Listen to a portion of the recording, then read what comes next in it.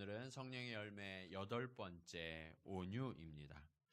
여러분은 화를 잘 내시는 편에 속하시나요? 아니면 화를 잘 참으시는 편에 속하시나요? 한번 생각해 보세요. 나는 화를 잘 내는 편인가, 잘 참는 편인가? 요즘 사회를 뭐라고 이야기하냐면 분노 사회라고 이야기합니다.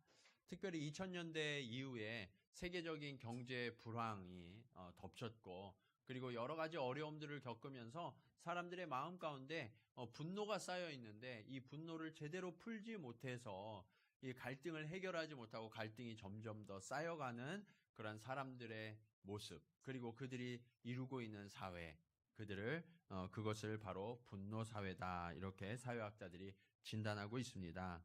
자, 특별히 이 분노 사회의 대표적인 모델이 어디냐? 바로 저와 여러분의 고향인 한국입니다. 한국의 사회 갈등 지수를 삼성경제연구원에서 발표를 했는데, 어느 정도냐면 2009년에 조사해 보니까 OECD 35개국 중에 4등이래요. 35개국 중에 4등. 그래서 그 다음해인 2010년에 조사를 해봤더니 몇 등이냐? 2등 했어요. 2등. 1등이 어디냐면 1등이 터키예요. 2등이 한국이고. 그럼 터키는 왜 그렇게 갈등이 많은가? 거기는 인종과 종교의 문제가 있어요. 그래서 이 종교 때문에 통합되지 않는 문제가 남아있거든요. 그러니까 그것을 제외하고 일반적인 사회에서 어디가 가장 갈등이 높아요? 한국이 가장 갈등이 높고 한국 사람들이 가장 화를 잘 내더라라는 통계예요. 작년에도 조사를 해봤어요. 작년에 조사해 보니까 2017년 통계는 멕시코가 1등, 2등이 터키, 한국이 3등. 멕시코, 이게 5는 아니에요. 멕시코가 지금 사회적인 굉장히 큰 혼란과 불안에 있거든요. 그래서 멕시코가 갑자기 이 갈등 지수가 치솟았어요. 우리가 월드컵에서는 이렇게 높은 성적을 내지 못하는데 갈등 지수, 뭐 자살률, 그 다음에 저출산율, 이런 안 좋은 쪽으로 지금 우리 사회가 1등을 향해서 달려가고 있어요. 이런 갈등을 지속적으로 방치하면 어떤 문제가 생기는가? 사회 갈등 때문에 치러야 되는 비용이 있거든요. 이 비용이 어느 정도냐면 우리나라 GDP의 27%에 해당되는 비용을 갈등 해소 비용으로 우리가 지출하고 있다고 해요. 우리나라 GDP가 얼마인지도 모르는데 27%가 얼마일까? 그것도 잘 생각이 안 나시잖아요. 제가 보니까 연간 최대 246조 원. 그만큼이 갈등 때문에 소모되는 비용이다라는 거예요. 아무리 열심히 돈을 벌어도요, 여러분의 버는 거의 4분의 1 이상이 그냥 다 갈등 때문에 소모되고 말아버린다, 사라지고 말아버린다라고 이야기하고 있어요. 그런데 문제는 뭐냐면 이렇게 갈등은 쌓여가는데 이 갈등을 해결할 수 있는 방법을 제시해 주는 곳이 없다는 거예요. 그러다 보니까 한국의 기독교인이 예전에는 한 25% 됐다고 그러거든요. 지금은 뭐 많이 잡아도 한 15% 정도 되는 것 같아요. 근데 이 15% 되는 그리스도인들이 갈등을 좀 중재하고 멈추는 역할을 해야 되는데, 완충의 역할을 해야 되는데 잘 하고 있어요? 못 하고 있어요? 네, 잘 못하고 있어요. 이게 이제 사회적으로 드러나는 거예요. 일본은 어느 정도냐? 일본은 35개국 중에 10등. OECD 평균보다 높아요. 그러니까 일본도 분노 사회예요. 그러니까 우리가 살아가고 있는 이 사회가 왜 분노 사회로 치닫고 있느냐? 그러면 우리 그리스도인들은 이 분노 사회 속에서 어떠한 역할을 감당해야 하는가? 오늘 말씀을 통해서 우리가 함께 살펴보기 원합니다. 첫 번째로, 세상에는 우리가 온유할 수 없는 이유로 가득 차 있다고 이야기합니다. 자, 왜 그럴까요? 왜 우리는 온유할 수 없을까요?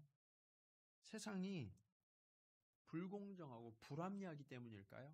그것보다 더 근본적인 문제가 있어요. 그게 뭐냐면 기준이 나 자신이기 때문에 그래요. 내가 기준이기 때문에 다른 사람들을 내 기준으로 판단하고 평가해서 그것이 마음에 안 드니까 어떻게 해요? 내가 판단하고 평가를 했으니까 거기에 맞는 징계를 해야죠. 그것이 분노 사회로 치닫는 이유예요. 반대로, 그렇기 때문에 우리가 지금 오늘 이야기하는 이 온유는 세상에 속한 것이 아니라 어디로부터 오는 걸까요? 네, 하늘로부터 오는 거예요. 성령의 열매라는 사실이 더욱더 분명해지는 거예요.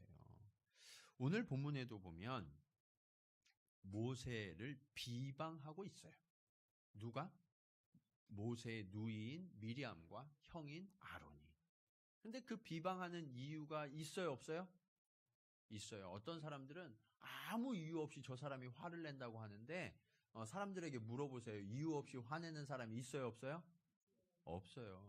그런데 딱 한 경우가 있어요. 그게 뭐냐면 저 사람이 나한테 화를 낼 때는 아무 이유 없는데 화를 내요. 네. 내가 화를 낼 때는 이유가 있는데 상대방이 화를 낼 때는 이유가 없어요. 우린 그렇게 판단이 된단 말이에요. 오늘 본문에 보면 모세를 비방하는 이유가 쓰여져 있어요. 1절에 보면 이렇게 말씀하고 있죠. 모세가 누구를 취하였더니? 예, 구스 여자를 취하였더니. 구스가 어디냐면 애굽의 남쪽, 이집트의 남쪽에 보면 에티오피아가 있죠. 예, 오늘날의 에티오피아가 구스예요. 그러니까 모세가 결혼을 했는데 어느 나라 여자랑 결혼한 거예요? 예, 에티오피아 여인이랑. 지금 히브리 여인이랑 결혼을 해야 되는데 에티오피아 여인, 이방 여인이랑 모세가 결혼을 한 거예요. 근데 모세는 원래 아내가 따로 있었어요. 근데 이 아내가 아마 죽은 것 같아요. 그래서 원래 아내 이름은 십보라였는데 이 아내가 죽고 그 다음 아내를 맞이했는데 하필이면 히브리 민족이 아니라 구스 여자를 선택해서 구스 여자와 결혼을 한 거예요. 그러니까 이 미리암과 아론이 갑자기 화가 나서 모세를 비방했다라고 이야기해요. 왜 그럴까? 왜 모세가 히브리 여인이 아니라 이 구스 여인을 선택했을까? 모세는 처음에 결혼한 여인의 이름이 뭐라고 아까 말씀드렸어요? 예, 십보라예요. 잘 듣고 계시는군요. 자, 이 십보라가 어느 여인이었냐면 미디안 여인이에요. 미디안. 히브리인이 아니에요. 왜 그랬냐? 모세가 살인을 했죠. 살인을 하고 도망을 쳤는데 광야로 도망쳤어요. 그 광야가 미디안 광야예요.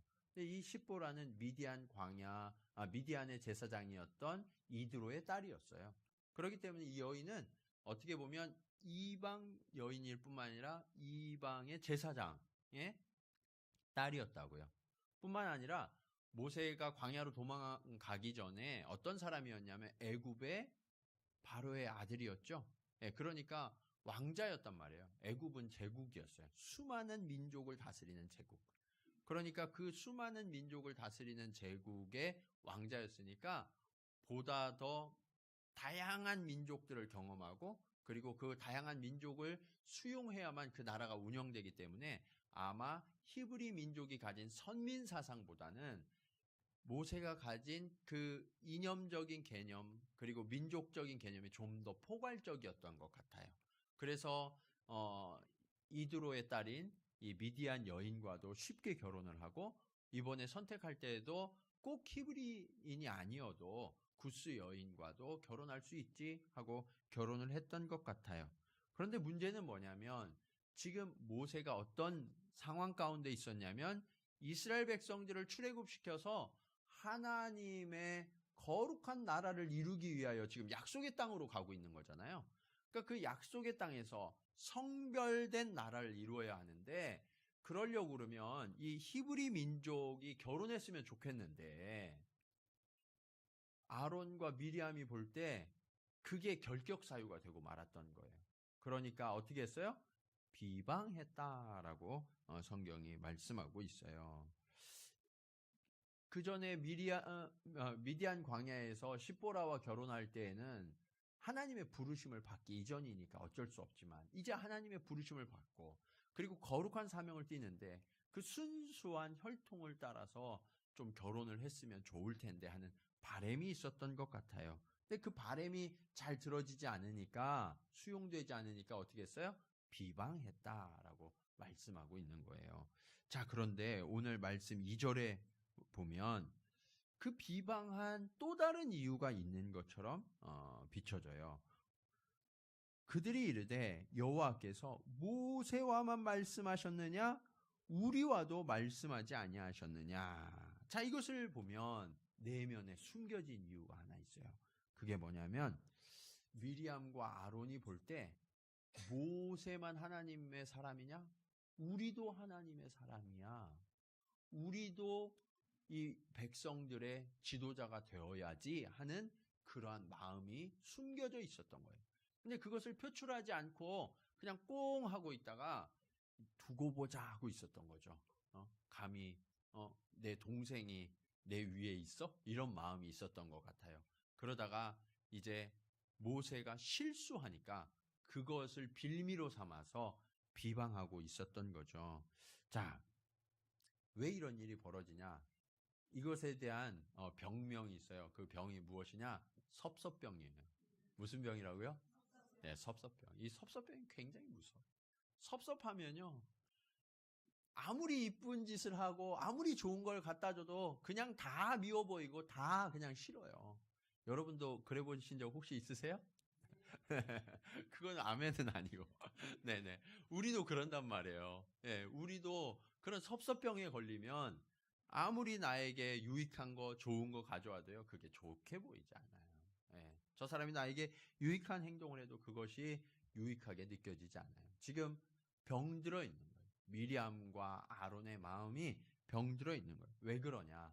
미리암은 어렸을 때부터 아주 뛰어난 자매였던 것 같아요. 특히 이 첫째였거든요. 누나로서 이 동생들을 데리고 아주 역할을 잘했던 것 같아요. 그것을 잘 보여주는 장면이 모세가 키워지다가 목소리가 너무 커서 집에서 더 이상 기를 수가 없었어요. 그래서 갈대 상자에 담아서 나일강에 버렸죠. 그때 끝까지 따라갔던 사람이 누구예요? 그 미리암이었어요. 동생에 대한 애정이 아주 깊었죠. 책임감도 아주 있던 여인이었어요. 그래서 끝까지 따라가서 바로의 공주가 이 모세를 건져 올리는 것을 보고 안심했을 뿐만 아니라 더 나아가서 모세에게 젖을 먹일 유모를 소개해 줬는데 그게 누구예요? 자기 어머니. 네, 그래서 모세가 어머니의 품에서 클 수 있도록 히브리인으로서 자라날 수 있도록 그 모든 것을 마련해 주었던 사람이 미리암이었어요. 그리고 하나님께서 모세를 부르셨을 때 여러 번 하나님이 내가 너를 불렀다. 내 백성을 이끌고 출애굽하라 할 때 모세가 두려웠거든요. 그래서 하나님 전 갈 수 없어요 라고 하니까 하나님이 너를 위해서 예비한 사람이 있다. 그게 누구냐? 말 잘하는 아론이다. 그래서 아론이 모세를 대신해서 늘 말을 해요. 늘 앞에 서서 그 중요한 역할들을 감당하고 뿐만 아니라 대제사장이 되어서 이스라엘 백성과 하나님의 사이를 연결해주는 다리 역할도 충실하게 수행해온 사람이 아론이었어요. 그런 아론과 미리암이 없었다면 모세의 오늘날이 있기 어려웠겠죠. 그랬기 때문에 자신의 공로를 지금 주장하고 있는 거예요. 내가 이만큼 중요하고 네가 오늘 이 자리에 있기까지 내가 어떤 공을 세웠는데 나를 좀 높은 자리에 세워줘야 되지 않아? 하는 마음이 미리암과 아론의 마음 가운데 있었어요. 그런데 그렇게 되지 않으니까 병에 걸렸는데 무슨 병이라고요? 네, 섭섭병에 걸린 거예요. 그래서 두고 보자 했다가 기회를 타서 지금 모세의 리더십을 흔들고 있었던 거예요. 자, 그런데 이 2절을 보면 이 리더십에 타격을 가할 때 잘못한 게 있어요. 그게 뭐냐면 그들이 이르되 여호와께서 모세와만 말씀하셨느냐 우리와도 말씀하지 아니하셨느냐라고 이야기하죠. 그러니까 여호와께서 모세와만 요 호칭을 잘 기억하세요.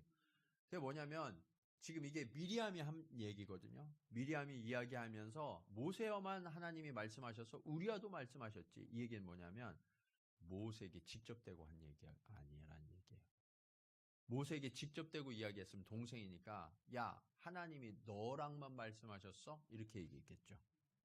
그런데 모세와만 말씀하셨느냐라고 이야기하는 것을 볼 때는 모세에게 직접 찾아가서 모세에게 건의한 게 아니라 어떻게 한 거예요?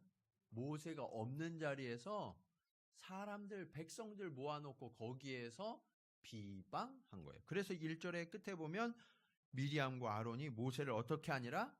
비방하니라. 이것을 하나님이 싫어하셨어요. 네.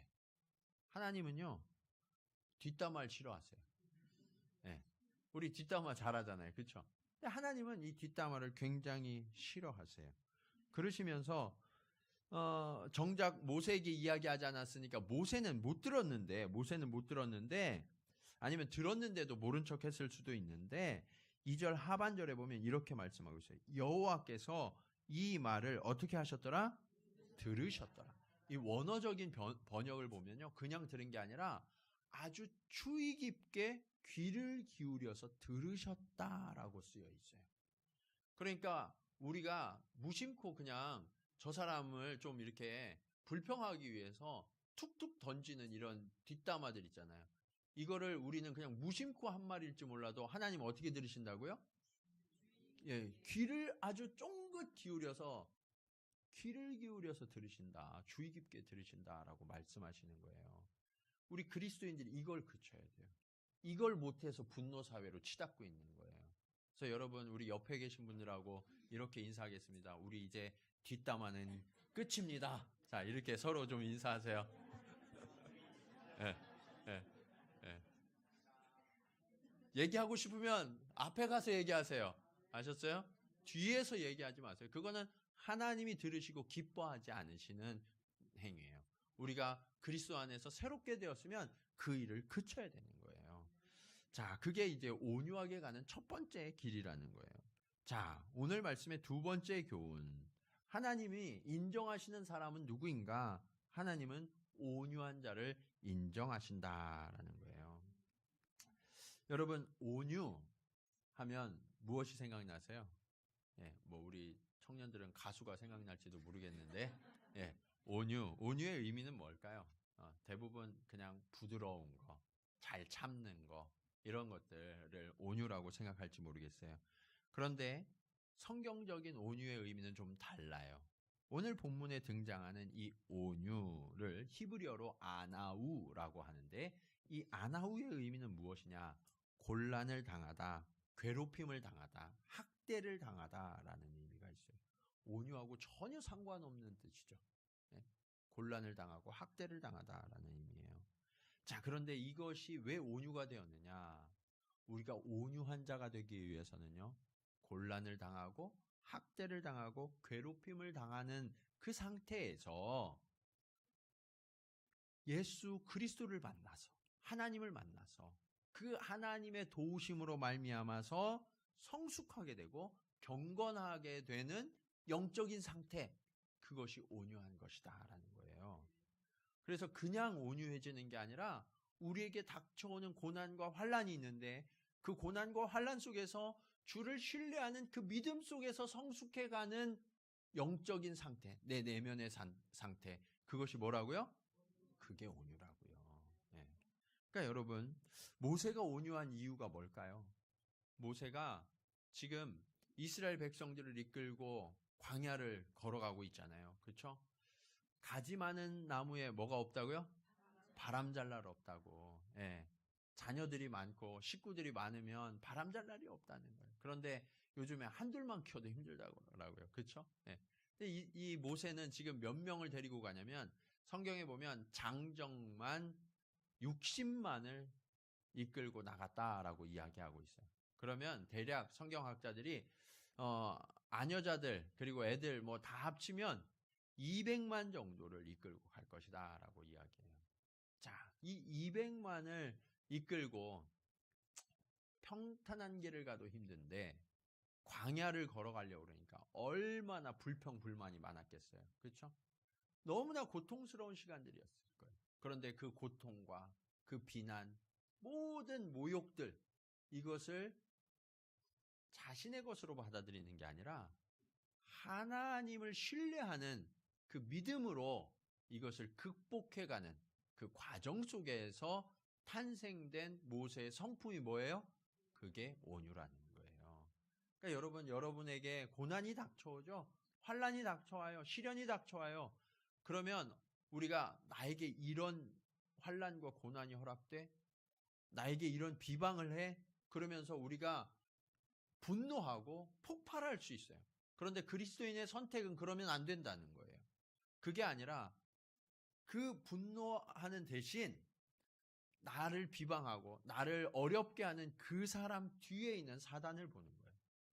사단이 지금 영적으로 나를 무너뜨리려 하는구나 하는 것을 깨닫고 그 사람을 미워하는 것이 아니라 하나님 앞으로 나아가는 거예요.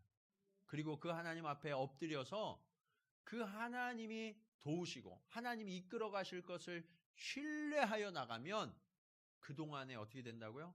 내 영혼이 온유하게 된다라는 거예요. 그러므로 여러분, 여러분의 고난을 부정적으로만 생각하지 마시고 또 여러분에 대한 대적들을 나쁘게만 받아들이지 마시고 하나님이 저와 여러분을 온유하게 빚어가시는 그 손길로 여기시기를 간절히 축원합니다. 자, 마태복음 5장 5절에 보면 이런 약속이 되어 있어요. 온유한 자는 복이 있나니 그들이 땅을 기업으로 받을 것이며. 주님께서 산상수훈에서 하신 말씀이시죠. 온유한 자에게 주시는 축복이 뭐예요? 땅. 예. 여러분 땅 부자 되고 싶으시죠? 예. 그런데 진짜 땅 부자는 누가 되냐면 온유한 자가 된다는 거예요. 근데 온유한 자에게 땅을 주신다. 이 얘기는 뭐냐면 권세를 주신다는 거예요. 권세. 리더십을 주신다. 그래서 다스리는 권세를 주셔서 그 공동체에 우리를 세우셨을 때 내가 온유함으로 리딩을 해나갈 때, 이끌어갈 때 하나님이 그 공동체가 정말 건강하고 축복된 공동체가 되게 하시겠다. 그래서 우리들은요, 어디서나 리더 역할을 하는 사람들이거든요. 그리스도인들은요, 하나님께서 리더로 세우셨음을 믿으시기 바랍니다. 우리가 아내예요. 여러분들이 아내 되시잖아요. 여기 많은 자매 집사님들. 남편과 아내가 있는데 남편이 안 믿잖아요. 그러면 내가 리더예요. 내가 영적인 리더예요. 그 가정에. 그렇기 때문에 내가 가정에서 이 리딩을 잘해가야 되는데 막 화를 내고 짜증을 내지 말고 어떻게 하라고요? 온유함으로. 예, 예, 예. 이 인간이 오늘도 이렇게 하지 마시고 온유함으로 여러분들이 잘 섬기면 거기에서 하나님이 그 땅을 다스리는 권세를 주시겠다. 그것이 땅을 기업으로 주시겠다는 거예요. 여러분 여기 사장님들 계시죠? 사장님들 직원들이 말 잘 들어요? 안 들어요? 안 듣죠. 예. 또 직원들은 사장님이 너무해 그러시겠지만 예. 리더가 될수록 힘들어요. 자, 그런데 그 사장님들이 직원들을 대할 때 어떻게 대해야 한다고요? 온유함으로 대해야 한다고요. 온유함. 부모님이 자녀를 대할 때는 어떻게 대해야 알겠어요? 온유함으로 대하셔야 된다고요. 우리가 그곳에 보냄받은 자들이에요. 그리스도를 나타내기 위해 보냄을 받은 자들이에요. 마태복음 11장 29절 우리가 잘 아는 말씀인데 우리 한 곳 찾아보겠습니다. 마태복음 11장 29절 말씀입니다.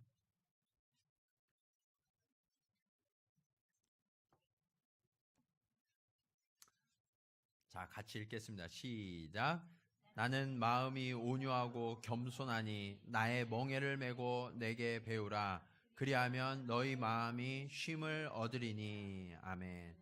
우리의 인도자 되시는 주님께서 스스로를 뭐라고 말씀하셨어요? 나는 마음이 온유하고 겸손하니라고 말씀하시죠.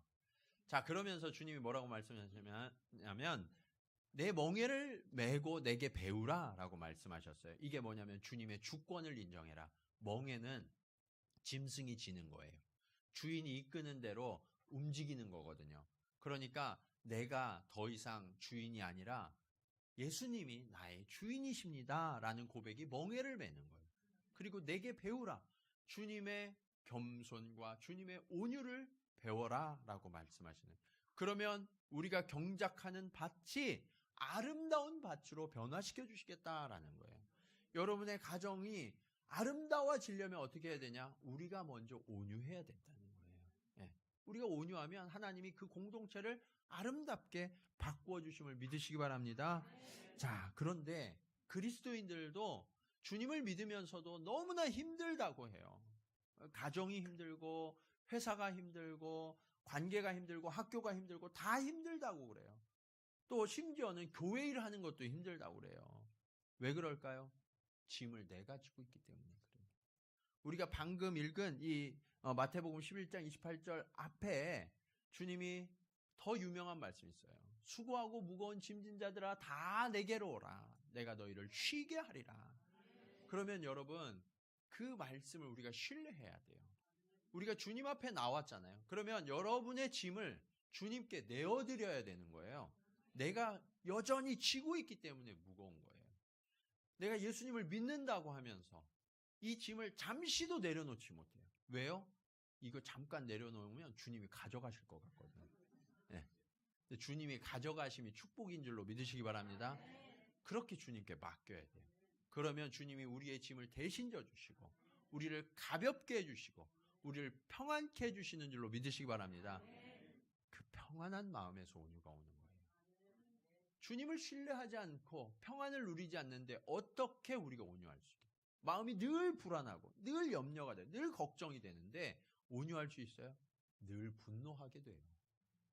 여러분 우리가 주님을 믿는다면 온유해야 되는데 온유하려면 그 주님 앞에 모든 것을 내어 맡겨야 돼요. 이게 믿음이에요. 믿음. 네.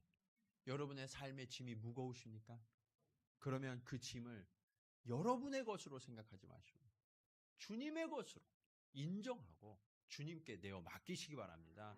그러면 주님이 모든 것을 책임지시고 가볍게 해주셔서 우리는 평안과 온유를 누리게 된다라고 약속하고 계세요.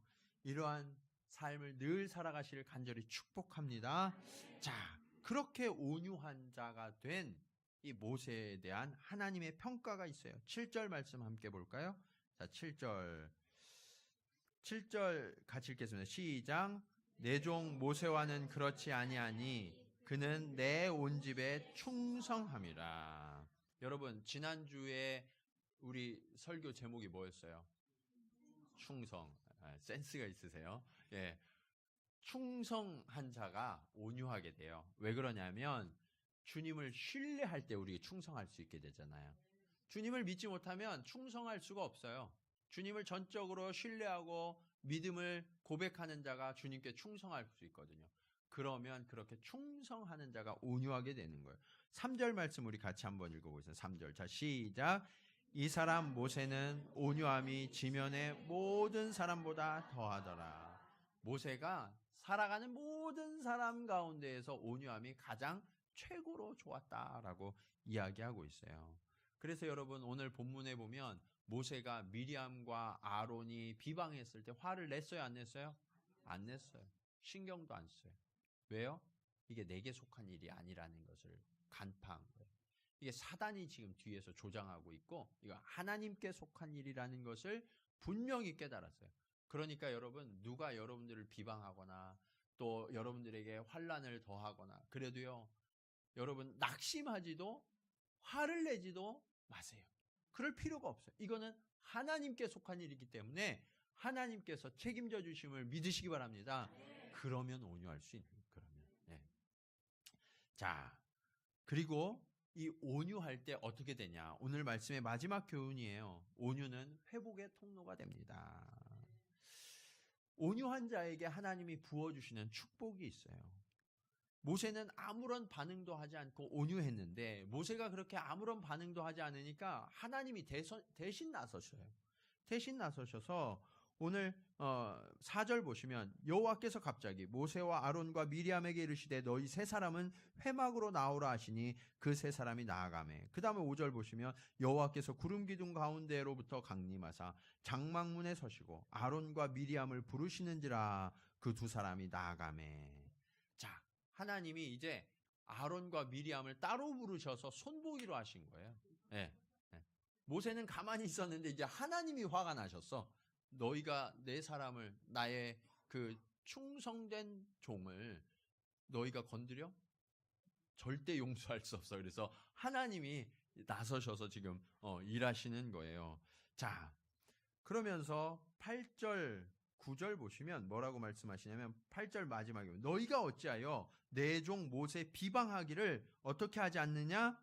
두려워하지 않느냐라고 말씀하시죠. 그리고 9절에 여호와께서 그들을 향하여 어떻게 하사? 진노하시고 떠나셨다라고 말씀하세요. 진노하시고 고쳐주지 않고 그냥 훅 떠나셨다는 거예요. 여러분 하나님의 사람은요 하나님이 책임져 주심을 믿으시기 바랍니다. 네. 여러분 하나님의 사람이잖아요. 그러니까 내가 해결하려고 하지 마세요. 예. 내가 억울해도요, 하나님이 지금 더 화나 계세요. 예. 그 하나님 보시면 하나님이 위로가 되고 하나님이 격려가 되시는 거예요. 그러니까 내가 화낼 필요가 없네요. 모세는 그 하나님을 바라본 거예요. 자, 그런데 그 결과 어떻게 됐냐? 하나님 주의 깊게 들으시고 진노하신 결과 어떻게 됐냐? 10절 보시면 구름이 장막 위에서 떠나갔고 미리암은 무엇에 걸려? 나병에 걸려 눈과 같더라. 미리암이 그만 나병에 걸리고 말았어요. 여기에서 드는 질문이 하나 있어요. 비방은 몇 명이 했어요? 2명이 했어요. 미리암과 누가? 아론이. 그런데 질병은 누구만 걸렸어요? 미리암만 걸렸어요. 왜 그러냐면 미리암이 앞장섰거든요. 비방하는 일에 앞장섰어요.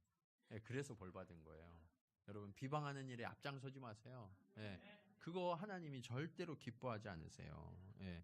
왜 아론은 괜찮고 미리암만 이렇게 나병을 받았나? 똑같이 비방한 것 같은데 똑같지가 않아요. 똑같지가 않아요. 12장 1절에 보면 이름의 순서가 나와요. 미리암과 아론이 모세를 비방하니라 라고 나오죠. 미리암이 누나기는 해요. 그렇지만 일반적으로 유대인들은요, 남자를 먼저 쓰거든요. 게다가 제사장이잖아요. 대제사장이잖아요. 그러니까 아론이 먼저 쓰여요. 그래서 하나님이 부르실 때 5절 보시면 5절에 부르실 때 누구와 누구를 부르시는지라? 아론과 미리암을 불러요. 하나님의 순서는요, 아론과 미리암이에요. 그런데 미리암이 자기가 누나라고 먼저 나서는 거예요. 그리고 미리암이 약간 그 책임감이 투철하잖아요. 그러니까 이 일도 내가 해결해야지 하는 주도성이 강했던 것 같아요. 그래서 비방하는 일에 앞장서서 나섰던 거예요. 뿐만 아니라 1절 맨 마지막에 비방하니라 라는 이 단어가 여성 동사예요. 그러니까 그냥 아론과 미리암이 함께 비방한 게 아니라 미리암이 막 비방하면 아론은 뒤에서 고개를 끄덕끄덕 하고 있었던 거예요. 아론은 상당히 수동적인 사람이거든요. 아론은 적극적이지가 않아요. 그래서 앞에 나서서 뭘 하는 것보다 뒤에서 그냥 묵묵히 자기 일을 하는 사람이 아론이었어요. 그러다 보니까 비방하는 일에도 앞장서지 않고 그냥 쫄래쫄래 누나가 하니까 어쩔 수 없이 따라갔지 주도하지 않았던 거예요. 그런데 미리암은 주도했어요. 하나님이 이것을 괘씸하게 여기셨어요. 그래서 여러분, 우리가 부정적인 일에 앞장설 것이 아니라 그리스도인은 어떤 일에 앞장서야 하는가? 회복을 위해서 움직일 때, 그때 앞장서야 돼요. 저는 하나님이 아론을 벌 주시지 않은 이유가 여기에 있다고 생각해요. 오늘 말씀의 11절 한번 보시면 아론이 등장해요. 아론이 이렇게 이야기하죠. 아론이 이에 모세에게 이르되 슬프도다 내 주여. 여기에서 내 주가 누굴까요? 모세. 하나님이 아니에요. 모세예요.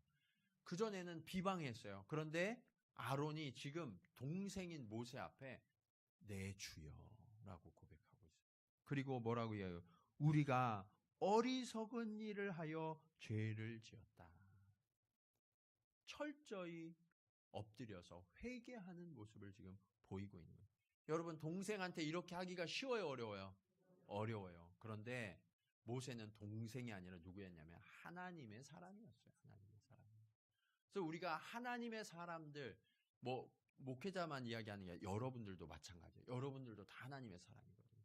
그러니까 하나님의 사람들을 대할 때, 서로를 대할 때 우리가 하나님을 대하듯 존귀함으로 대해야 되는 거예요. 그 가치를 우리가 상실해버리면 우리의 존귀함이 사라져버려요. 우리의 존재의 이유, 목적이 사라져버리는 거예요. 지금 아론이 무엇을 잘하고 있었냐면 비방할 때는 자신의 정체성을 잃어버리고 있었어요. 그런데 아론의 직업이 뭐예요? 대제사장이에요. 대제사장이 뭐 하는 사람이에요? 백성들의 죄를 하나님 앞에 고해서 용서를 구하는 사람, 중재자, 중보자가 대제사장이죠. 지금 아론이 자신은 건짐을 받았잖아요. 괜찮잖아요.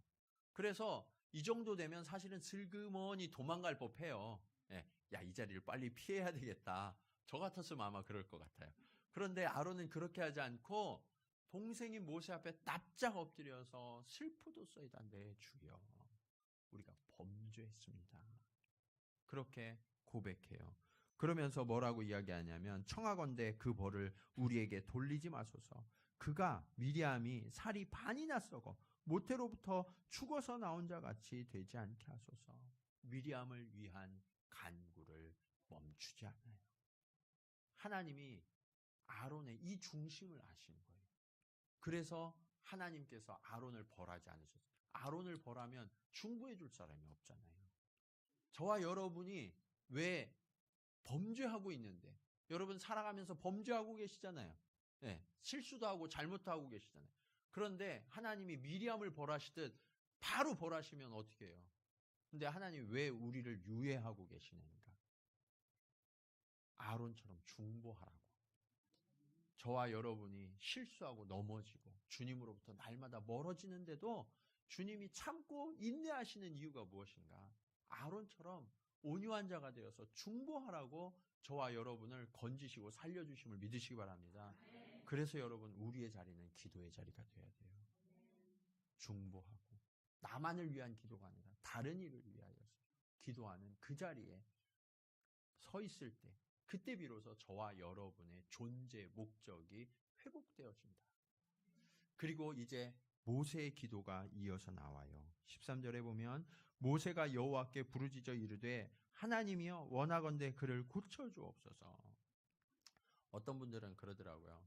예, 아론이 이렇게 막 형이 간구하면 누나가 병들어서 그러고 있는데 모세가 좀 하나님 앞에 길게 기도해서 응답을 받아야지. 지금 너무 짧잖아요. 예, 하나님이여 원하건대 그를 고쳐주세요 하고 끝났어요. 모세가 삐지지 않았나? 이렇게 생각하시는 분도 계시더라고요. 근데 저는 거꾸로 생각해요. 이건 아주 긴급한 기도예요. 하나님 앞에 아주 긴급하게 기도하기 때문에 짧게 기도하는 거예요. 여러분 베드로가 바다 위를 걸어가다가 빠졌을 때 어떻게 기도해요? 주여 나를 건져주소서. 다른 거 없어요. 지금 내가 빠져 죽게 생겼는데 전능하시고 위대하신 주님 이렇게 할 겨를이 어디 있어요? 주님 건져주세요. 그리고 주님이 손을 내밀어 건져주셨잖아요.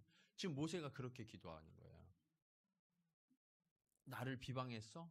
누나가 어떻게 나한테 그럴 수 있어? 사랑하는 형이 어떻게 나한테 그럴 수 있어? 그러면서 마음이 꽁해갖고 지체하지 않았어요. 주저하지 않았어요. 즉시로 요청받자마자 하나님 앞에 간구한 거예요. 그러니까 하나님이 저의 기도를 들으시고 미리암을 고쳐주시고 회복시켜 주셨죠.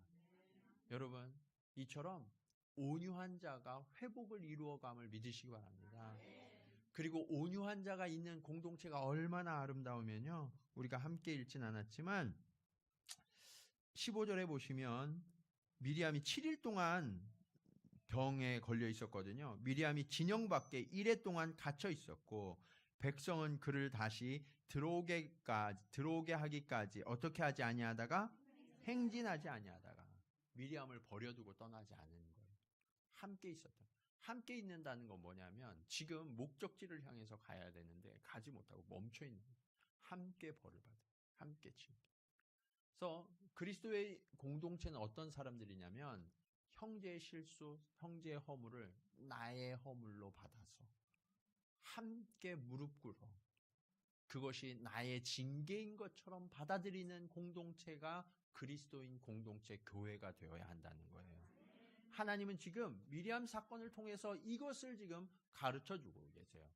여러분, 여러분의 죄가 아니라고, 여러분의 실수가 아니라고, 이건 나와 상관없어 이렇게 판단하시고 여러분은 여러분의 길을 가시면 안 된다는 거예요. 우리 형제가 아파하고 고통당할 때 그리스도인들이 마땅히 취해야 할 것은 무엇이냐면 함께 멈추어 서서 기다려줘야 된다는 거예요. 여러분, 우리 교회가 이 시대를 그렇게 온유함으로 책임지는 교회가 되기를 원합니다. 여러분 한 분 한 분이 그렇게 우리의 지체들의 아픔과 고통을 나의 고통으로 받아들이고 하나님 앞에 중보하면서 함께 엎드려 기도할 때 하나님은 그곳을 회복시켜 주심을 믿으시기 바랍니다. 이 일을 위하여 주님은 저와 여러분을 세우셨어요. 우리가 지금 이 땅 가운데 존재하는 이유가 무엇입니까? 하나님이 저와 여러분을 택하여 구원하시고 성령으로 그 열매들을 맺게 하시는 이유가 무엇이냐고요. 그것은 바로 이 땅 가운데 여전히 주님을 알지 못하고 또 주님을 알지만 지금 이 시간 신음하고 고통하는 지체들을 향하여 손을 벌려서 그들을 품고 용서하고 일으키고 세워줘서 회복시키라고 저와 여러분을 이 자리에 부르셨고 세우셨음을 믿으시기 바랍니다. 이 귀한 사명을 잘 감당하여서 훗날 주님이 우리를 보셨을 때 모세와 같이 온유한 자라고 충성된 자라고 그렇게 칭찬받는 모든 성도들 또 우리 동경 지구촌 교회가 되기를 주님의 이름으로 간절히 축원합니다. 기도하시겠습니다.